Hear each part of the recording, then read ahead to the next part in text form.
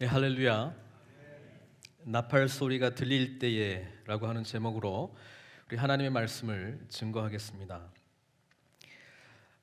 지난 주에 우리가 이스라엘 백성들이 요단강을 건너는 그런 놀라운 장면을 우리가 함께 생각해 보면서 하나님을 의지하는 것이 무엇인가에 대해서 한번 생각해 보았습니다. 오늘은 가나안 땅에 들어가서 첫 번째 견고한 성이었던 그 여리고성, 그 여리고성에서의 그 승리, 그 장면을 통해서 하나님께서 우리들에게 어떠한 말씀을 하고 계시는가 좀 살펴보는 귀한 시간이 되었으면 좋겠습니다. 여호수아서는 이 땅에서 예수 믿는 승리하는 삶이 어떤 것인가를 보여주는 책입니다. 그래서 요단강을 건널 때에 첫 번째 구원받은 믿음 플러스 이제는 뭡니까? 믿음으로 발을 내어딛는, 요단강에 내어딛는 그 행함의 믿음, 그것을 우리 하나님께서 보시기를 원하셨다라고 하는 것입니다. 그런데 이제 그 가나안의 첫 번째 견고한 여리고성 앞에서 하나님은 이스라엘 백성들에게 어떠한 승리의 모습을 보여줄까? 그게 이제 6장에 기록되어 있는 내용인데요. 이 내용들을 통해서 승리하는 믿음의 생활이 무엇인가를 우리에게 분명하게 보여주고 있습니다. 우리 하나님께서는 먼저 여리고 성에 앞서서 중요한 것을 이스라엘 백성들에게 요구했습니다. 그 두 가지가 있고, 공동체에는 두 가지가 있고 여호수아 개인에게는 한 가지가 있습니다. 그 두 가지가 오늘 살펴보진 않았지만 하나님이 보시기에는 너무나도 중요하다고 생각했습니다. 그 두 가지가 5장에 나오는데요. 첫 번째는 할례였습니다. 그러니까 하나님 보시기에 지금 이제 첫 번째 견고한 성 여리고성을 쳐들어가야 되는데, 거기에 이제 온전한 승리를 경험하게 돼야 되는데, 하나님이 이스라엘 백성들을 쭉 보면서 제일 중요하다고 생각했던 것 두 가지 중에서 하나를 요구하셨습니다. 그게 뭐냐면 할례입니다. 여호수아 5장 4절에서 5절까지 그 할례를 행한 이유가 나와 있습니다. 함께 보도록 하겠습니다. 시작. 여호수아가 할례를 시행한 까닭은 이것이니 애굽에서 나온 모든 백성 중 남자 곧 모든 군사는 애굽에서 나온 후 광야길에서 죽었는데 그 나온 백성은 다 할례를 받았으나 다만 애굽에서 나온 후 광야길에서 난 자는 할례를 받지 못하였음이라. 이게 무슨 말이냐면 출애굽할 때 백성들은 다 할례를 받았지만 불순종의 믿음 때문에 어떻게 됐습니까? 광야에서 다 죽었단 말이에요. 그래서 광야에서 자라난 이세 그리고 여호수아 갈렙이 이제 약속의 땅으로 들어왔는데, 하나님께서 약속의 땅 밟기 이전에 제일 먼저 할례 안 받은 사람들 다 할례 받아라, 그걸 요구했다는 거예요. 할례가 중요했다는 거예요. 하나님 입장에서는. 왜?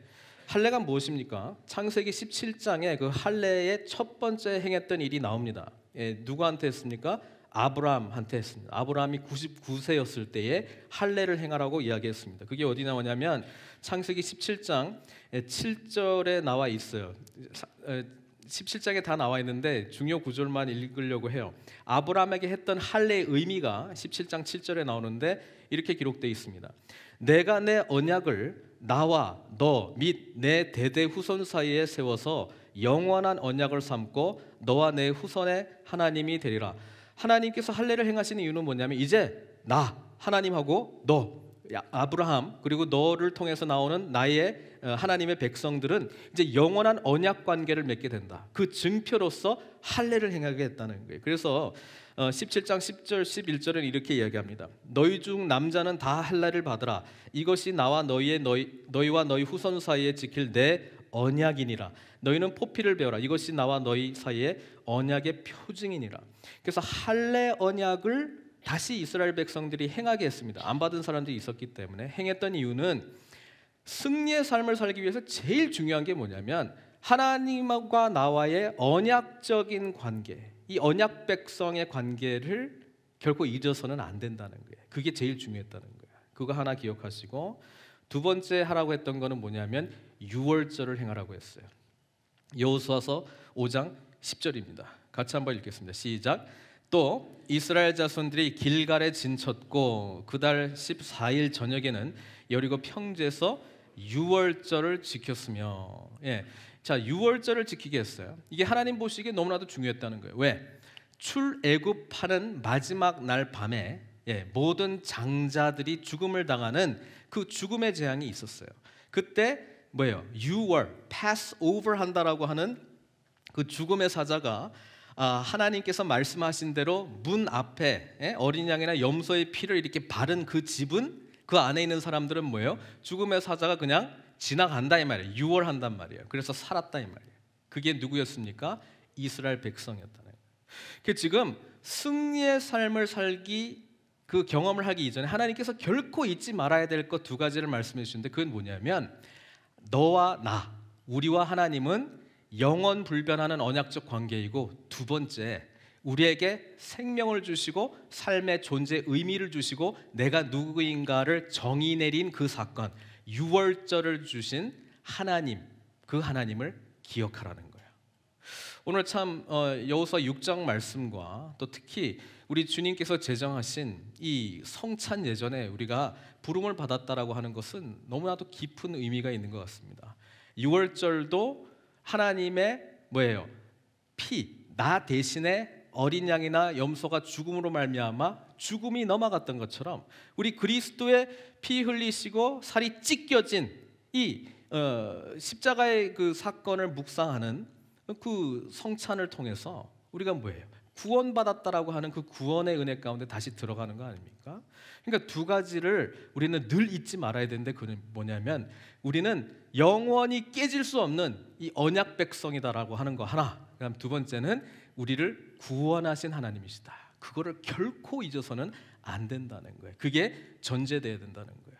그 다음에 이제 여호수아 개인에게만 일어났던 사건이 하나 있는데 뭐냐면 하나님의 군대 장관하고 여호수아하고 만나는 장면이 5장 끝부분에 나옵니다. 그때 여호수아가 딱 만나고 뭐라고 그러냐면 너는 우리를 위하느냐 대적을 위하느냐, 그러니까 대적 편이냐 우리 적들 편이냐 내 편이냐 물어보니까 양쪽 다 아니다 그래요. 난 네 편도 아니고 대적 편도 아니다. 그럼 누구 편이냐? 하나님 편이라는 거예요. 하나님의 군대 장관이라. 문제는 뭐냐면 너 여호수아 때문에 이 전쟁이 승리하는 게 결코 아니고 누구 때문에 승리한다는 거예요? 하나님의 전쟁이라는 거예요. 하나님의 승리라는 거예요. 우리가 승리하는 삶을 살기 위해서 결코 잊어서는 안 되는 거냐면 뭐냐면 하나님과 나와 맺어진 언약의 백성이기 때문에 이 승리는 누구의 승리라는 거예요? 하나님의 승리라는 거예요. 가끔 그걸 잊어버리는 거예요. 내 전쟁인 줄 알아. 내가 승리하는 줄로 착각한다는 거예요. 내가 무너지는 걸로 착각한다. 그게 아니라 언약 관계에 깊이 들어가 있고 우리 그리스도께서 늘 우리를 구원해 주신 분이라고 하는 것을 믿음으로 고백하며 믿음의 발걸음을 내어드릴 때 거기서 승리가 오는 것이지 결코 여호수아에게서 개인에게서 오는 것이 아니라는 것을 먼저 말씀해 주셨어요. 그 다음에 오늘 6장입니다. 이 6장의 내용은 지난주에 요단강을 건너는 것과는 조금 다른 부분이 있습니다. 그 다른 부분이 뭡니까?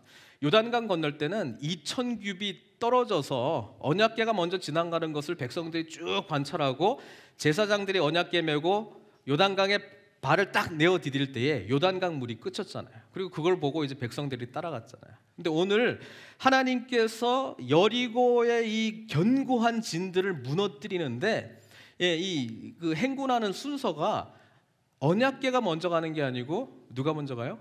무정한 군인들이 먼저 갑니다. 저는 이 부분이 중요하다고 생각합니다. 일단 우리가 하나님만을 바라보는 믿음, 기다리는 믿음이죠. 그것이 온전해진 다음에는 행하는 믿음이 되어야 되는 거예요.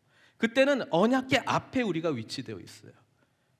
언약궤 앞에서 무장한 군인들이 먼저 움직이고 그 다음에 언약궤가 가고 그 다음에 뒤에 또 군인들이 따라가고 있는 모습을 보게 된다는 것입니다. 여러분, 믿음의 발걸음, 승리의 삶은 주님께서 나와 함께 하신다. 할례의 언약을 기억하고 유월절을 통해서 나에게 구원과 생명을 주셨다라고 하는 것을 인식할 때 이제는 뭐예요? 앞으로 나아갈 수 있는 거예요. 앞으로 갈 수 있는 믿음이 있다는 거예요. 그 믿음을 우리들에게 요구하고 있는 거예요. 그러니까 분별력이 필요해요. 아직은 하나님만을 온전히 믿는 믿음이 없는데 그때 뭐예요? 순서가 바뀌어가지고 앞에 가는 사람들이 있어요. 그래서 언약궤가 내 따라오면 된다고 착각하면서 여기에 승리가 주겠지 라고 하는 사람들이 있는데 그러면 안 됩니다. 먼저 철저하게 언약궤가 먼저 가는 이 신앙이 된 다음에 그 다음에 앞서가기를 우리 하나님께서 원하고 있는 것이죠. 그럴 때에 진정한 승리가 주어진다, 이렇게 우리는 볼 수 있습니다. 근데 오늘 그 부분 말고 제가 이제 깊이 봤던 부분은 뭐냐면 나팔 소리였습니다. 여리고 성을 취하는, 전쟁에서 이기는 방법, 아주 하나님께서 독특한 전쟁 전략을 주셨는데 그게 뭡니까? 군인들 먼저 가고 언약궤 가고 군인들 따라오고 한 바퀴 돌고, 제사장들은 양각 나팔. 양각 나팔이 뭡니까? 양의 뿔로 만든 나팔이에요. 사진도 준비했는데 그 양각 나팔을 불면서 이제 하루에 한 바퀴 돌고 한 번 불고, 매일 그렇게 하다가 마지막 날은 7바퀴 돌고 7번 불고 이제 와 외치면 이제 승리가 주어진다, 그거 아니에요? 그런데 하나님께서는 하필이면 그 많은 방법들이 있을 건데 이 방법을 굳이 하게 하셨는지, 또 7일 동안 이렇게 하게 하셨는지, 우리는 그 의미를 생각해 볼 필요가 있다는 것입니다. 그래서 저는 오늘 여러 가지 많은 것들이 있지만 특히 나팔에 초점을 맞추려고 합니다. 우리 성경에 보면 나팔에 여러 가지 의미들이 있어요. 그래서 그 의미들이 이 한 바퀴 돌 때 나팔 불고 하는 이 과정 속에 농축되어 있다, 그렇게 볼 수 있습니다. 첫 번째, 나팔이 불려질 때의 의미가 있습니다. 민수기 10장에 보면은 그 10장이 어느 때냐면 이스라엘 백성들이 출애굽하고 시내산 밑에서 모세는 올라가서 이제 십계명 받고 율법 받고 한 1년 동안 이제 신앙 교육을 받는 거예요. 율법의 교육을 받습니다. 그 기간이 다 끝난 다음에 이제 민수기 10장에서 비로소 이제 출발하는 건데, 그 출발할 때 은나팔을 만들려고 했습니다. 그리고 그 나팔의 의미가 두 가지가 나와 있어요. 첫 번째는 민수기 10장 9절에 나와 있는데요. 같이 한 목소리 읽어보겠습니다. 시작.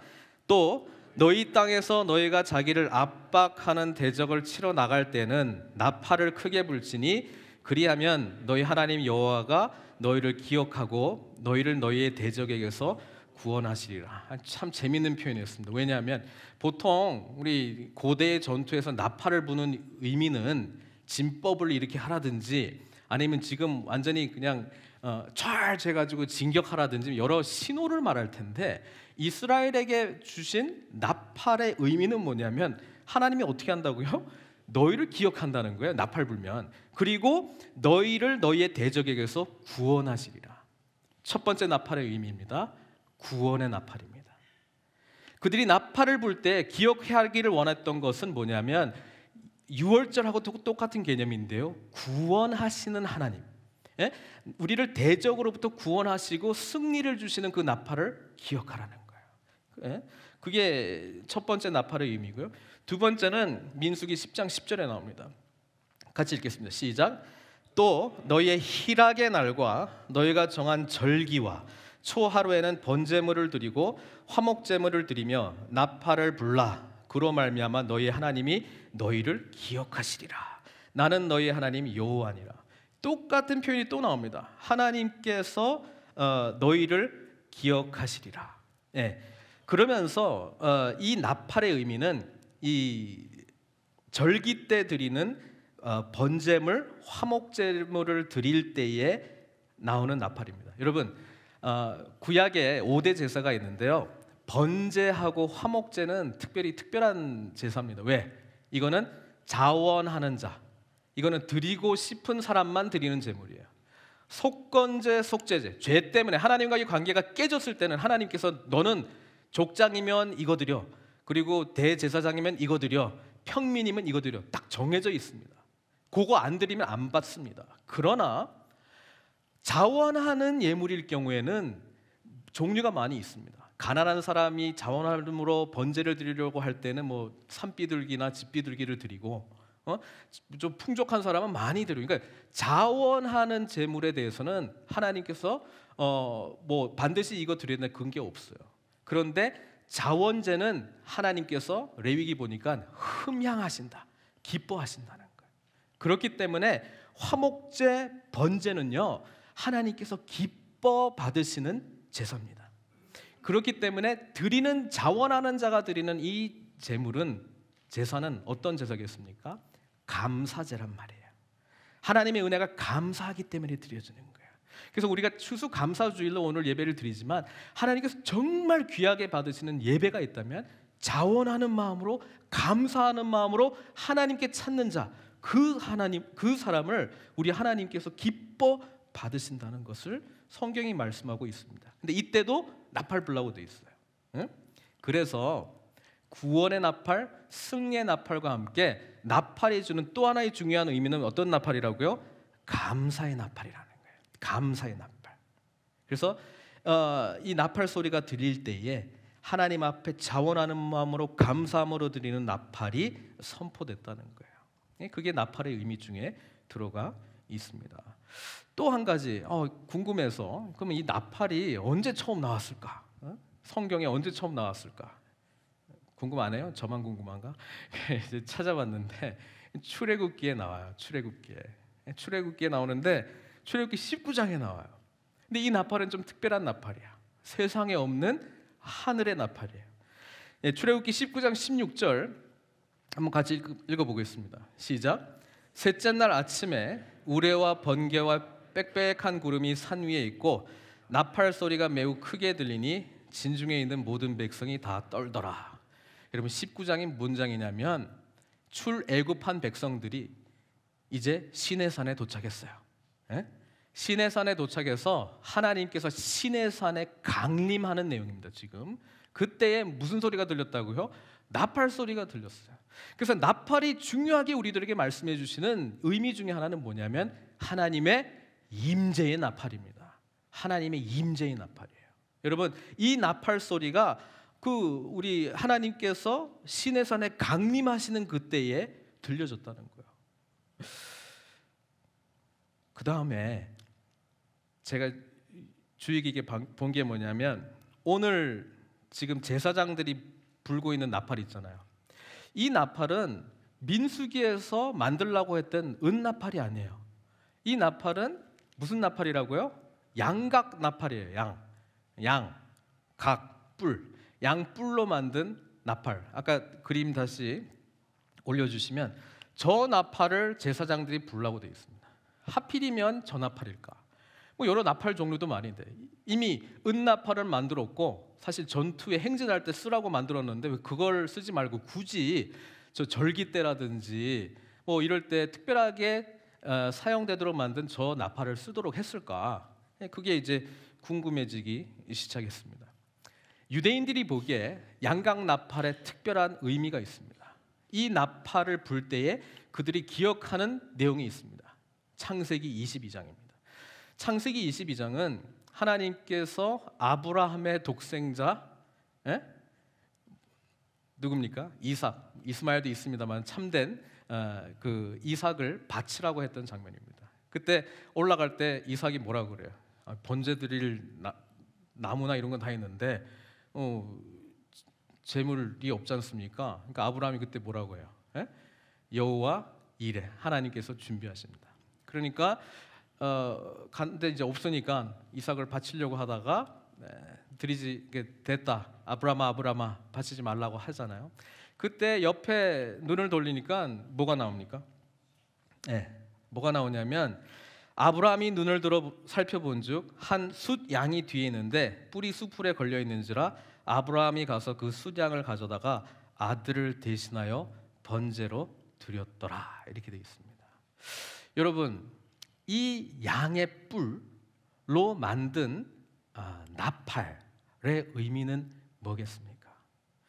나 대신에 이 숫 양이 죽임을 당한 대속의 죽음을 통해서 우리에게 구원의 감격을 주신 그 은혜를 묵상하는 나팔인 거예요.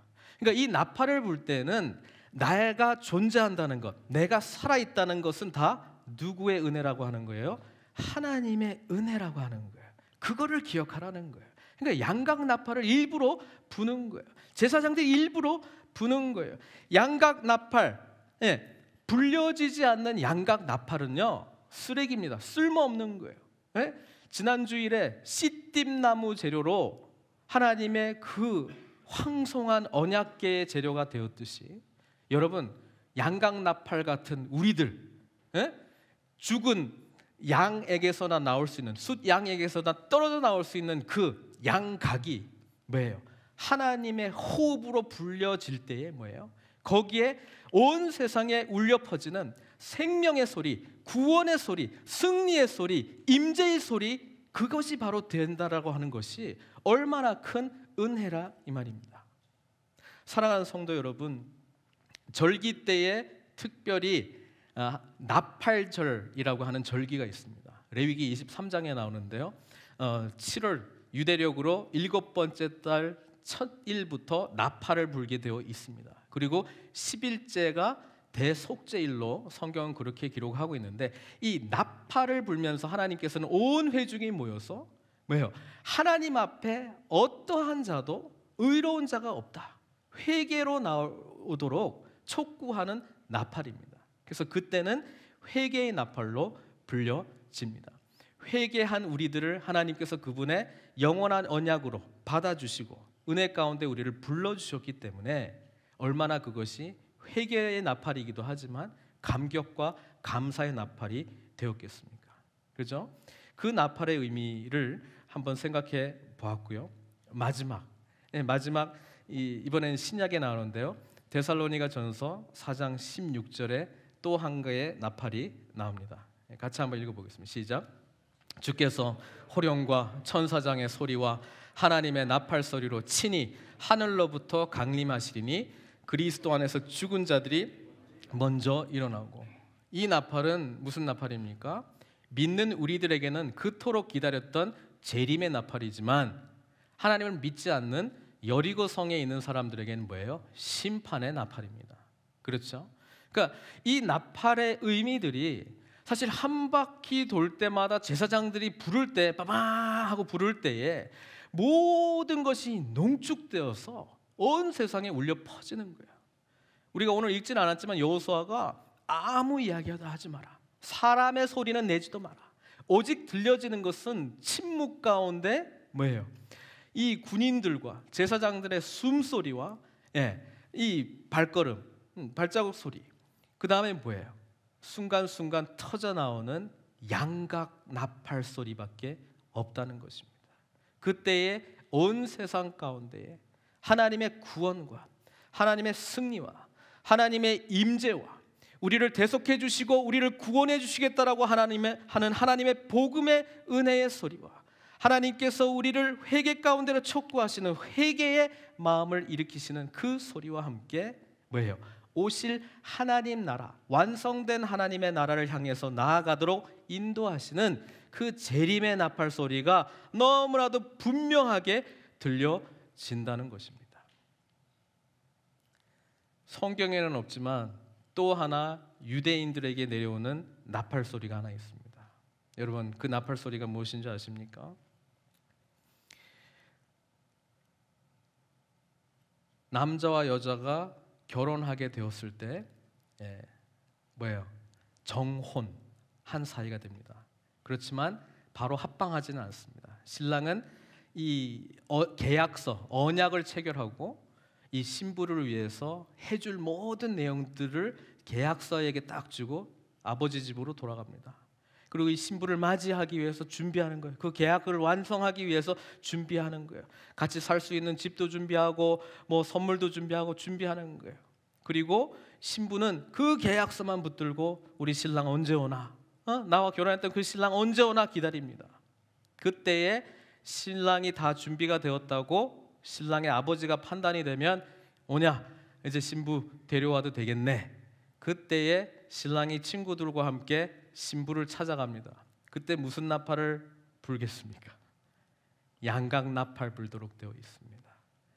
밤을 깨는 이 소리, 신랑이 온다는 이 소리, 신부를 맞이하겠다는 이 소리, 이 언약을 완성시키겠다라고 하는 이 나팔 소리가 신부의 마음 가운데 기쁨으로 찾아온다는 사실입니다. 사랑하는 성도 여러분, 우리는 어떤 면에서는 쓸모없는 양의 뿔과 같은 존재로 살아왔는지도 모르겠습니다. 다른 마음에 들지 않는 양하고 머리를 맞대고 그냥 부딪히든지 이겨보려고 싸움을 하든지, 그러나 이 뿔 때문에 수풀에 걸려가지고 옴짝달싹도 할 수밖에 없는, 그래서 결국은 죽임을 당할 수밖에 없는 그런 불쌍한 인생. 그러나 하나님께서 나의 이 부족한 양각을 붙드시고 그 가운데 생명의 호흡, 성령님을 불어 넣어 주신다면 우리는 온 세상 가운데 하나님의 구원과 하나님의 승리와 하나님의 임재와 이 복음의 소식과 회개를 촉구하는 내용과 함께 앞으로 도래야 할 하나님 나라의 메시지를 전할 수 있는 능력의 양각 나팔로 변화된다는 사실입니다. 오늘 요서 6장을 읽으면서 하나님은 우리를 그곳으로 초청하고 있습니다. 세상 사람들이 보기에는 의미 없는 한 바퀴 도는 인생, 한 번 부는 나팔 인생. 그러나 그 가운데 하나님의 모든 구원의 계획과 하나님의 모든 능력이 담겨져 있는 믿음의 행진을 향해서 우리 한 사람 한 사람을 부르고 있다는 사실입니다. 여러분, 그 대열에 함께 참여해야 되지 않겠습니까? 때로는 믿음이 있어 언약궤 앞에서 행진하든, 때로는 믿음이 적어 언약궤 뒤에서 행진하든, 때로는 믿음의 언약궤 가운데 은혜를 받아 나의 부족한 가운데서도 양각 나팔로 사용되어질지라도 그 대열에 우리가 쓰임 받아야 되지 않겠습니까? 그 대열에 우리가 참여하게 되면 우리는 놀라운, 세상 사람들이 바라보지 못한 놀라운 일들을 경험하게 될 줄로 믿습니다. 그 기로에 서 있는 우리들에게 하나님 말씀하실 때 여러분 아멘하며 반응하시기를 바랍니다. 아무리 보잘것없는 양각도 하나님의 손에 붙들리게 된다면, 하나님의 백성의 손에 붙들리게 된다면 축복의 메시지를 전하는 전달자로 사용될 줄 믿습니다. 그 소리를 향해서 부르짖는 저와 여러분들 되시기를 주님의 이름으로 축원드립니다.